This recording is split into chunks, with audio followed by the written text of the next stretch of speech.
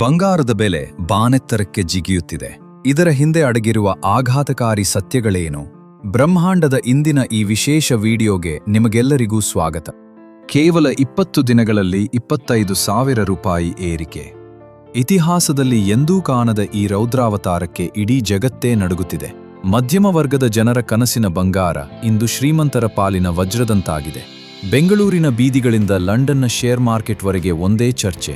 ಈ ಚಿನ್ನದ ಬೆಲೆ ಎಲ್ಲಿಗೆ ಹೋಗಿ ನಿಲ್ಲಲಿದೆ? ಇದು ಕೇವಲ ಬೆಲೆ ಏರಿಕೆಯೋ ಅಥವಾ ಜಾಗತಿಕ ಆರ್ಥಿಕತೆಯ ಮಹಾಕುಸಿತದ ಮುನ್ಸೂಚನೆಯೋ? ಈ ಬೆಲೆ ಏರಿಕೆಗೆ ಕೇವಲ ಬೇಡಿಕೆ ಕಾರಣವಲ್ಲ. ಇದರ ಹಿಂದೆ ದೊಡ್ಡ ದೊಡ್ಡ ದೇಶಗಳ ನಡುವಿನ ರಾಜಕೀಯ ಆಟವಿದೆ.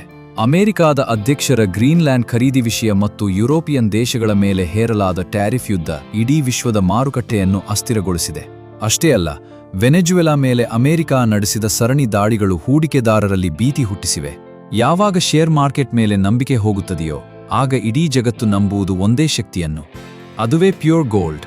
ನಿಮ್ಗೊತ್ತಾ, ಕೇವಲ ನಾವು ಮಾತ್ರವಲ್ಲ, ಜಗತ್ತಿನ ದೊಡ್ಡ ದೊಡ್ಡ ದೇಶಗಳ ಕೇಂದ್ರೀಯ ಬ್ಯಾಂಕ್ಗಳು, ಸೆಂಟ್ರಲ್ ಬ್ಯಾಂಕ್ಸ್ ರಹಸ್ಯವಾಗಿ ಟನ್ಗಟ್ಟಲೆ ಚಿನ್ನವನ್ನು ಖರೀದಿಸಿ ಕೂಡಿಡುತ್ತಿವೆ.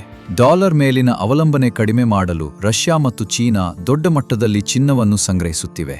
ಪೂರೈಕೆ ಕಡಿಮೆಯಾಗಿ ಬೇಡಿಕೆ ಹೆಚ್ಚಾದಾಗ ಬೆಲೆ ಗಗನಕ್ಕೇರುವುದು ಸಹಜ. 2026ರ ಕೊನೆಯ ವೇಳೆಗೆ ಈ ಬೆಲೆ 2 ಲಕ್ಷ ರೂಪಾಯಿ ದಾಟಿದರೂ ಅಚ್ಚರಿಯಿಲ್ಲ ಎಂದು ತಜ್ಞರು ಹೇಳುತ್ತಿದ್ದಾರೆ. ಹಾಗಾದ್ರೆ ನಾವೀಗ ಚಿನ್ನವನ್ನ ಕೊಳ್ಳಬೇಕೆ ಅಥವಾ ಮಾರಬೇಕೆ? ನೆನಪಿಡಿ, ಆಭರಣದ ರೂಪದಲ್ಲಿ ಚಿನ್ನ ಖರೀದಿಸುವುದು ಹೂಡಿಕೆಯಲ್ಲ, ಅದು ಖರ್ಚು. ಯಾಕೆಂದರೆ ಅದರಲ್ಲಿ ಮೇಕಿಂಗ್ ಚಾರ್ಜಸ್ ಇರ್ತದೆ.